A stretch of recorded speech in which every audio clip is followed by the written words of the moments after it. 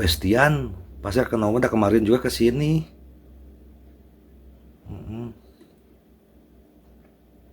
Bab 3534 Pendakian dimulai. Semua orang kaget saat melihat pria botak itu terjatuh ke tanah. Bagaimana ini mungkin? Apa yang baru saja terjadi? Sial, aku tidak melihat dengan jelas sama sekali. Semua orang berkata satu demi satu. Mata segitiga wanita itu penuh rasa tidak percaya. Dia pikir dia dan pria kuat itu sudah cukup untuk mengintimidasi siapapun. Namun kini, sepertinya kali ini dia menghadapi masalah yang lebih berat dari masalahnya. Pria botak itu jatuh ke tanah dan pingsan, tidak bisa bergerak. Kerumunan di sekitarnya mulai berbisik, mata mereka dipenuhi rasa kagum pada Ye Chong. Melihat hal tersebut, wanita bermata segitiga itu tahu bahwa dia tidak akan mendapatkan hasil yang baik jika terus terlibat dengannya.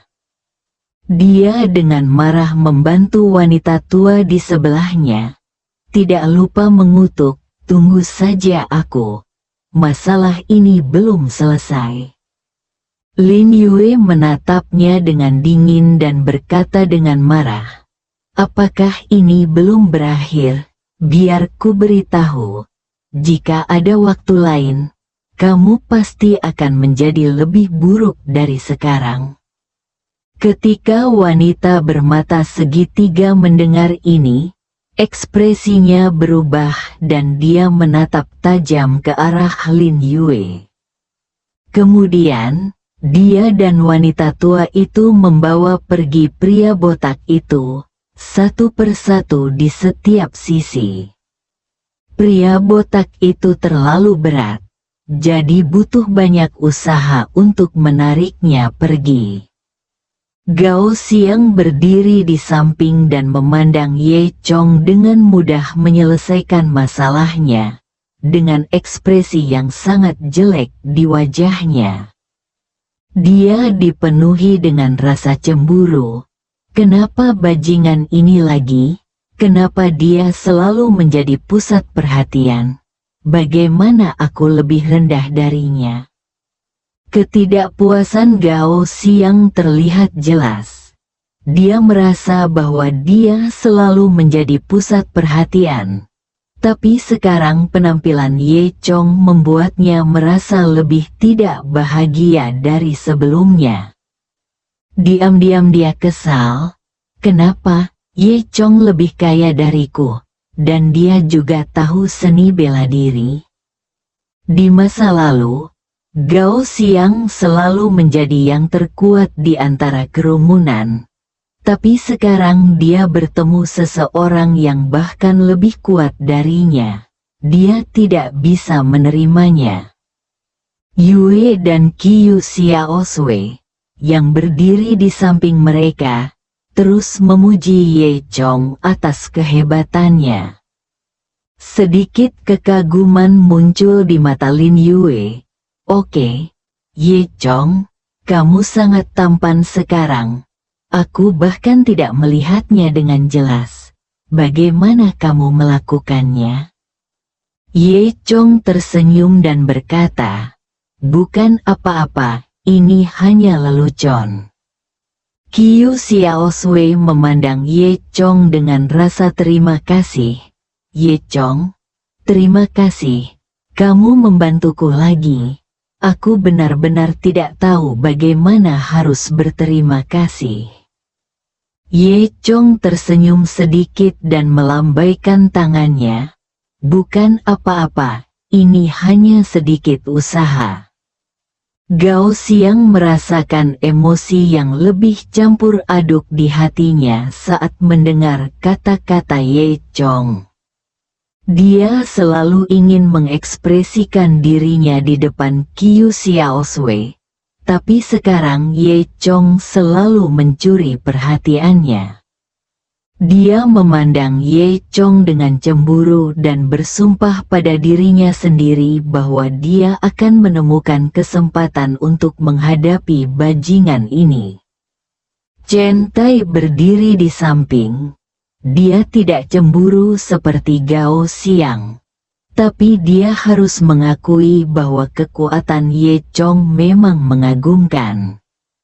Dia berkata kepada Gao Xiang, "Gao Xiang, anak ini sangat kuat." Gao Xiang mendengus dingin dan tidak menjawab. Kali ini, pemilik B dan B juga datang. Dia mengungkapkan rasa terima kasihnya kepada Ye Chong. "Tuan, terima kasih banyak. Anda tidak hanya melindungi teman-teman Anda, tetapi juga melindungi B dan B saya.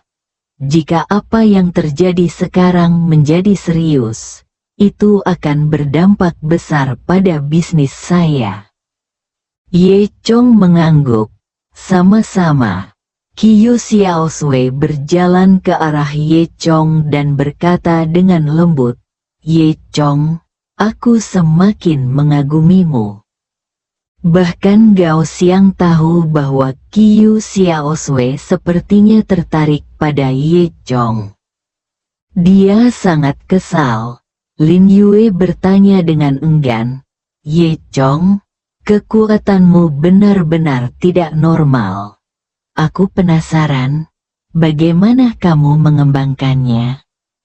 Sebagai seorang agen, Lin Yue sangat tertarik dengan bidang ini. Dia segera menemukan bahwa kekuatan Ye Chong melampaui orang biasa. Ye Chong menyentuh hidungnya dan berkata, "Sebenarnya bukan apa-apa. Saya hanya menyukai seni bela diri sejak saya masih kecil. Dan kemudian saya bertemu dengan beberapa guru yang baik. Ditambah dengan beberapa pengalaman praktis, saya secara alami menjadi lebih kuat." Bagaimana Lin Yue bisa mempercayainya?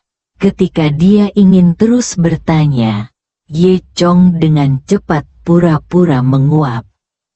"Ah, sekarang belum pagi. Ayo tidur lebih awal.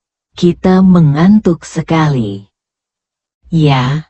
Ayo cepat istirahat, kita harus mendaki gunung besok." Setelah mengatakan itu, dia menarik Lin Yue dan berjalan menuju kamarnya.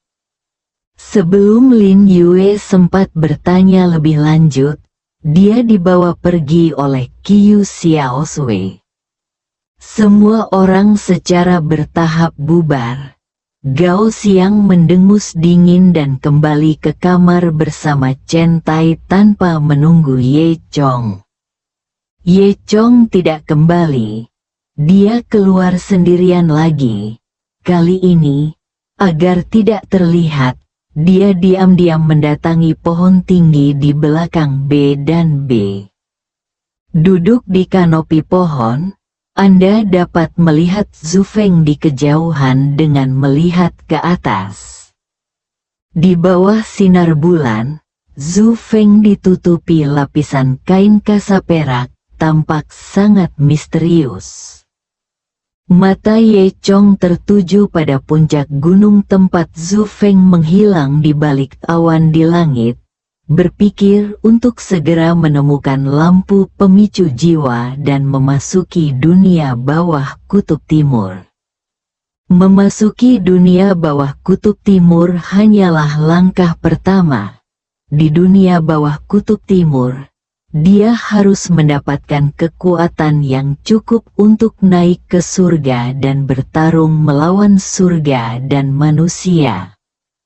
Hanya dengan cara inilah Mo Xiao Cui, Zhou Qiong dan lainnya dapat diselamatkan. Keesokan paginya, fajar menyingsing, dan udara segar memiliki sedikit kesejukan, yang menyegarkan orang. Lin Yue, Qiu Xiaosui, Hu Qianqian dan yang lainnya bangun pagi-pagi. mengemas peralatan mereka, dan bersiap untuk memulai perjalanan mendaki Zufeng. Semua orang keluar dari B dan melihat banyak turis dan penggemar pendakian gunung berkumpul di jalan. Semua orang menuju kaki Zufeng dengan penuh semangat. Di kedua sisi jalan kota, para pedagang telah mendirikan berbagai kios, dan suara menjajakan terdengar silih berganti. Ada yang menjual perlengkapan mendaki gunung, ada yang mempromosikan jajanan lokal, dan ada pula yang menyediakan jasa pemandu wisata. Wisatawan bolak-balik ke berbagai kios, membeli perlengkapan, mencicipi makanan lezat, atau menanyakan arah. Ye Chong dan yang lainnya menemukan restoran sarapan dan makan nasi gulung lokal yang terkenal. Setelah makan dan minum, mereka melanjutkan perjalanan. Saat tim berjalan, matahari perlahan-lahan memenuhi bumi, membuat kota itu bersinar keemasan. Lebih dari setengah jam kemudian, semua orang sampai di kaki Zufeng. Di kaki gunung telah dibangun beberapa fasilitas pemandangan, antara lain toko jajanan, toko persewaan peralatan pendakian gunung, dan stasiun kereta gantung. Wisatawan melakukan persiapan akhir di sini, baik membeli makanan ringan dan air, atau memeriksa perlengkapan, atau jika terlalu malas untuk mendaki gunung sendiri, mereka dapat mengantri untuk naik kereta gantung. Tentu saja, jalur kabel hanya bisa mencapai ketinggian beberapa ratus meter, kurang dari 1/10 Zufeng. Ye Chong, Lin Yue dan yang lainnya tidak banyak berhenti. Tujuan mereka adalah puncak Zufeng. Beberapa orang mulai mendaki langsung dari kaki gunung. Saat awal mendaki gunung, banyak wisatawan yang berkeliling. Semua orang berbincang dan tertawa.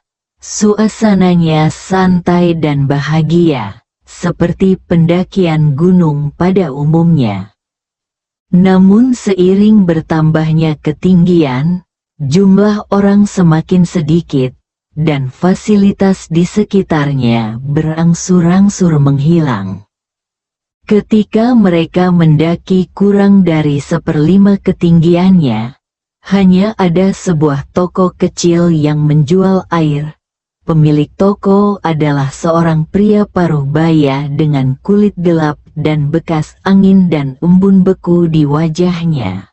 Ketika dia melihat Ye Chong dan yang lainnya tidak membeli air, dia mengingatkannya, "Jika kamu naik lebih tinggi, tidak akan ada apa-apa." Bersambung.